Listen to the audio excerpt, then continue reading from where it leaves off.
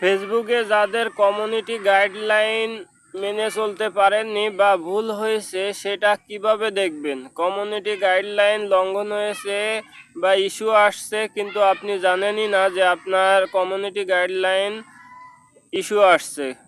তো এটা দেখার জন্য সর্বপ্রথম আপনাকে যে কাজটি করতে হবে, ড্যাশবোর্ডে চলে যাবেন। ড্যাশবোর্ডে যাওয়ার পরে নিচে ইনস্টল করবেন। ইনস্টল করার পরে সাপোর্ট লেখা আছে, এই সাপোর্টে ক্লিক করবেন। সাপোর্টে ক্লিক করার পরে দেখবেন অনেকগুলো অপশন আছে। তো প্রথম দিকে যে অনেকগুলো অপশনের ভিতরে দেখবেন কমিউনিটি যে একটা অপশন আছে, ইওর কমিউনিটি, এই কমিউনিটির উপরে চাপ দিলেই আপনাকে দেখাবে যে কোন ভিডিওয় আপনার কমিউনিটি ইস্যু আসছে বা কোনো ইস্যু আসছে কিনা।